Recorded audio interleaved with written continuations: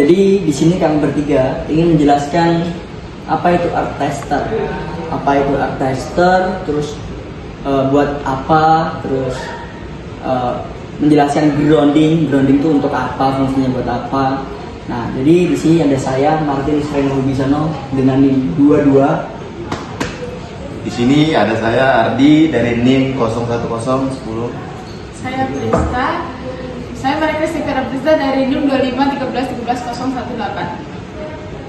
Selanjutnya kita akan masuk ke penjelasan apa sih itu ground tester.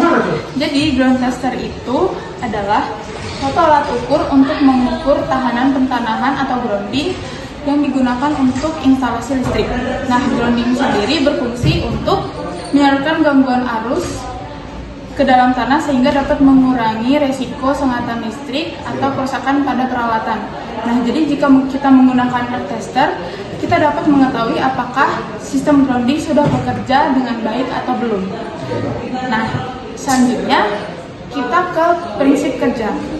Jadi, prinsip kerja art tester itu dimulai dari mengalirkan arus listrik kecil langsung masuk ke tanah melalui elektroda. Kemudian, alat akan mengukur tegangan yang dihasilkan aliran arus. Selanjutnya, berdasarkan nilai arus dan tegangan yang diperoleh dari art tester menghitung nilai tahanan tanah. Nah, semakin kecil nilai tahanan grounding yang diperoleh, maka semakin baik pula kualitas sistem pentanahan tersebut karena arus gangguan dapat dialirkan langsung dengan ke tanah. Selanjutnya, pentingnya pengukuran grounding. Yang pertama itu dari sisi keselamatan.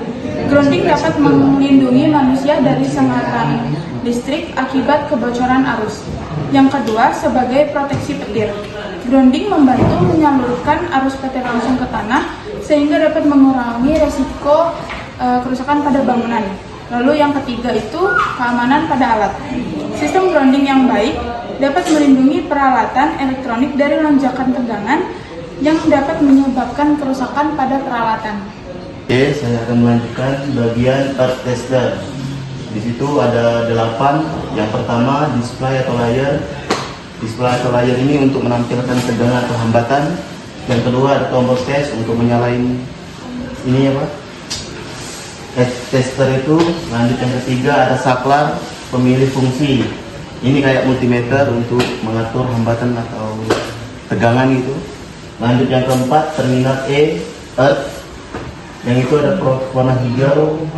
Lanjut yang kelima, terminal T, potensial, yang warna kuning. Yang keenam, terminal C, current, yang warna merah. Lanjut ke kabel. Yang ketujuh, kabel penghubung.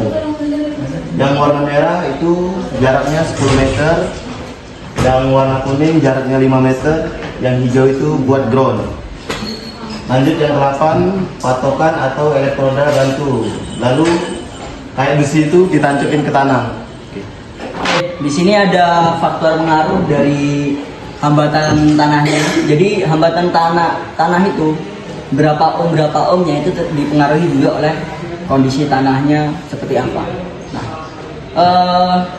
teman-teman sadar gak sih kalau misalnya kita basah, pasti kalau tersengat listrik bakal lebih kerasa gitu. Nah, itu karena lembab atau air lembab itu bisa menurunkan resistansi. Nah, jadi di sini kalau lemah lembab itu hambatannya kecil, jadi lebih aman gitu. Kalau misalnya kita mau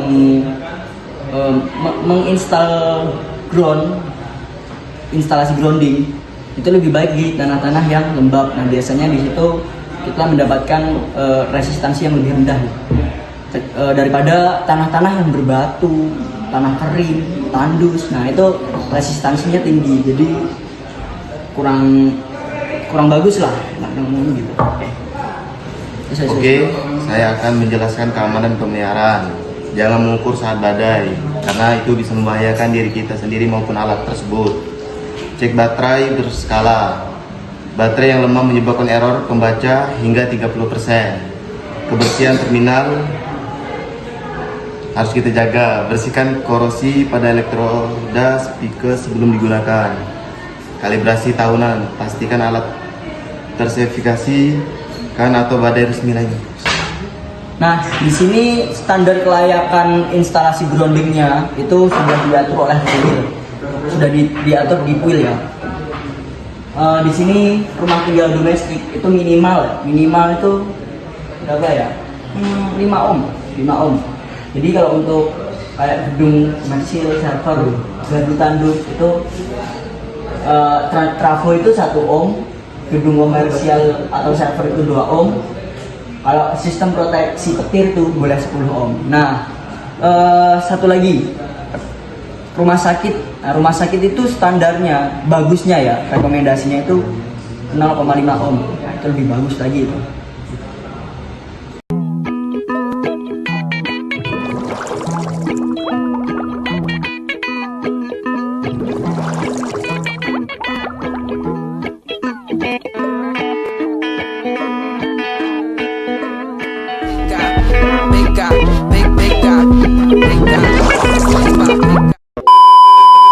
Halo semuanya, di sini saya Maria Kristi Vera Prista dengan NIM 2513130118 dengan teman-teman saya.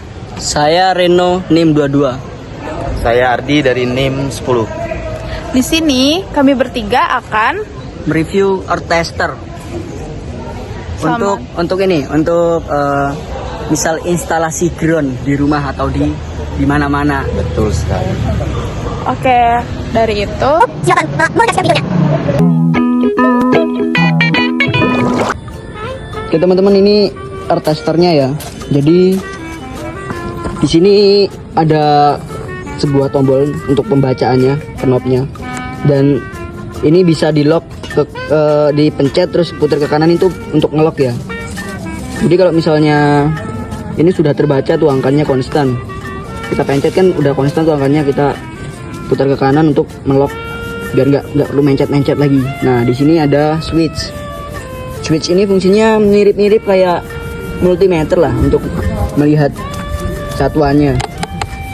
Nah berhubung ground ini biasanya kecil, biasanya kita pakai cuman di 20 atau 220 lah. Di sini ada earth voltage. Earth voltage itu fungsinya untuk melihat tegangan liar yang ada di sekitar gitu. Jadi ada batas maksimalnya untuk apa ya? Intinya untuk penginstalan grounding itu tidak boleh adanya tegangan liar, karena itu bisa mengganggu ya teman-teman. Nah terus di sini ada tiga lubang atau 3 colokan, yang dimana ini kabel hijau. Yang kabel hijau ini dipasangkan di pasak ground yang ingin kita install itu.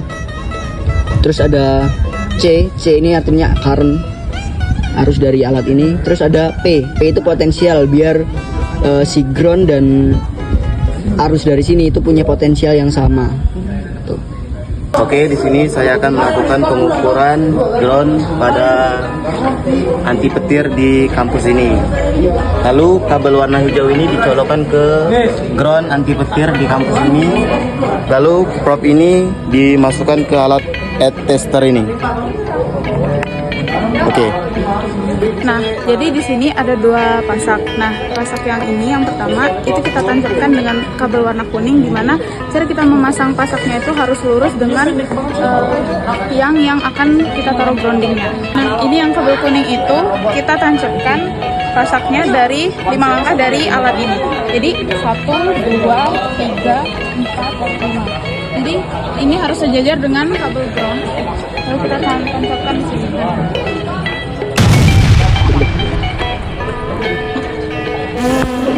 Dasar kau anak bodoh, tidak berguna.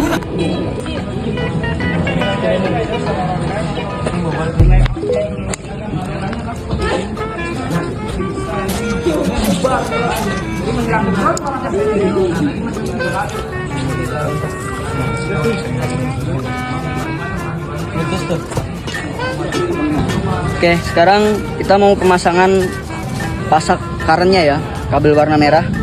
Jadi posisinya ini yang paling jauh dari kabel hijau atau groundnya. Terus itu potensialnya berada di tengah. Nah, ini jauhnya sekitaran 10 meter ya kurang lebih. Oke, kita tancapkan.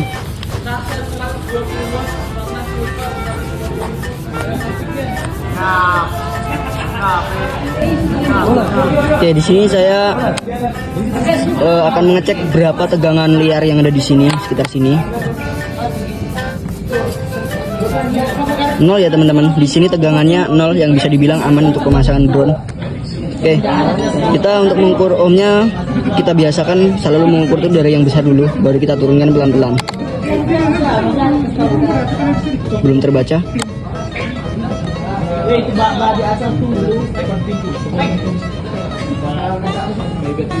Oke, di sini terbaca untuk hambatan dari ground tanah ini terbaca 2,63 ohm. Yang dimana ini sudah cukup untuk pemasangan ground di rumah ya.